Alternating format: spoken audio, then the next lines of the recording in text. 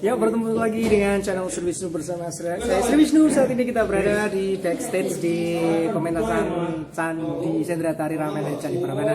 Dan saat ini saya akan melanjutkan kembali vlog saya yang terakhir, yaitu tentang laporan seminar Sendratari Ramayana Nasional tahun 1970. Menarik sekali. Kita akan melanjutkan, yaitu pilihan saya. Sebenarnya banyak pilihan sih ya. Nah, ini yang mau saya bacakan yaitu Sendratari Ramayana Prambanan gaya lama, kedudukannya dalam perkembangan seni tari kita. Pengantar nih ya. Dengan Sendratari atau drama tari Prambanan gaya lama, dimaksudkan di sini gaya wujud tari seluruhnya di tempat pergelaran dengan pendekatan dasar secara RT Kusumo Kesowo dalam menggarap Ramayana untuk keperluan panggung Prambanan. Dalam pengertian wujud tari itu, kata seluruhnya itu hanya penegas saja, termasuk susunan tari atau koreografi, tata busana, iringan dan tata suara, tata lampu dan tata panggung.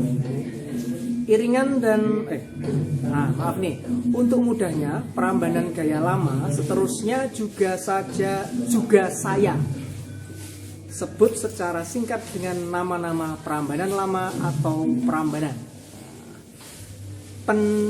Penjipatan apa ya? Ini soalnya ini penulisan lama, jadi saya nggak tahu ini cara baca gimana. Penyipatan atau penjipatan. Penyipatan gaya ini dengan nama lama akan dipertanggungjawabkan di bawah pasal 22 dengan pasal 5 sampai dengan pasal 21. Prambanan lama ini polanya demikian meluas di Jawa dan Bali, hingga saja tidak akan segan-segan menyebutnya dengan nama aliran jika tidak kami dapati unsur-unsur khas yang negatif. Unsur-unsur ini akan dibicarakan dalam kertas kerja ini atau prasaran. Dua ini. Profesor Dr. Suharso, pemimpin RC di Surakarta, banyak disebut-sebut namanya sehubungan dengan Prambanan gaya lama ini.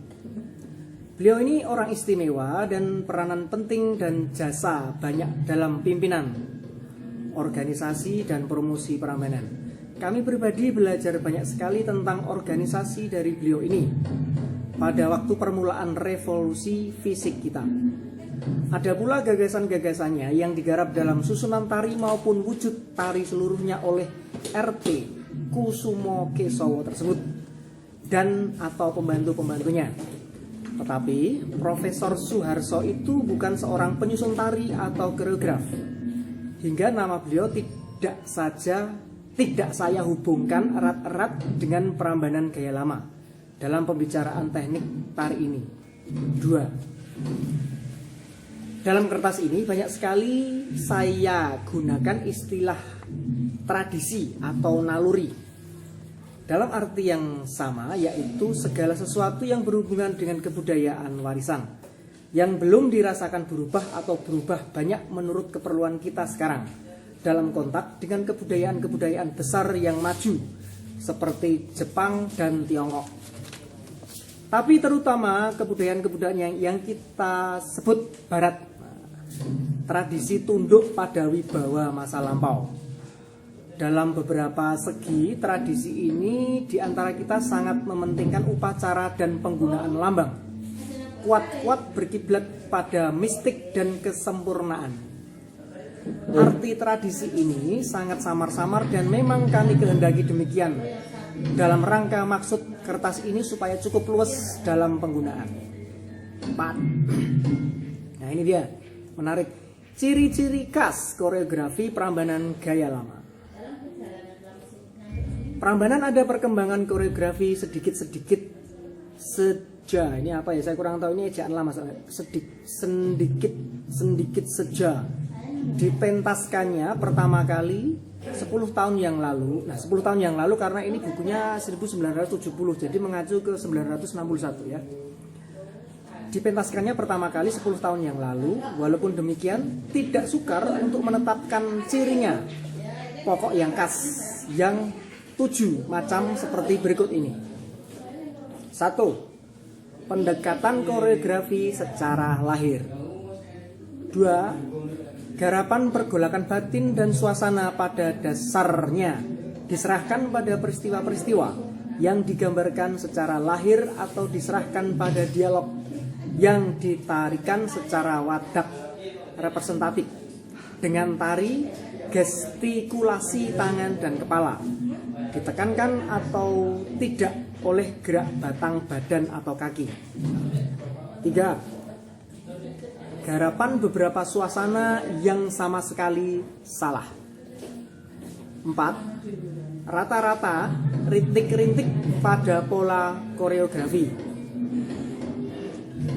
5. Koreografi pendopo yang hampir-hampir demikian saja dibawa ke panggung luas dengan jarak yang lebih jauh sekali ke publik. 6. Gerak kelompok tari corps de ballet yang tidak disesuaikan dengan sifat koreografinya sebagai kesatuan massa dan sebagai pembantu penari-penari pemuka. Mana yang 7 ini ya?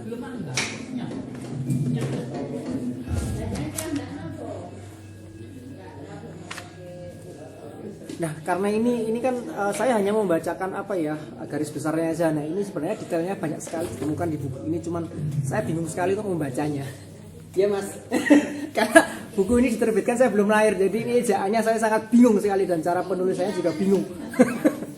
Oke, demikian saja untuk kali ini. Jika ini bermanfaat dan berguna bagi teman-teman, share ya. Jangan lupa subscribe, comment, and share.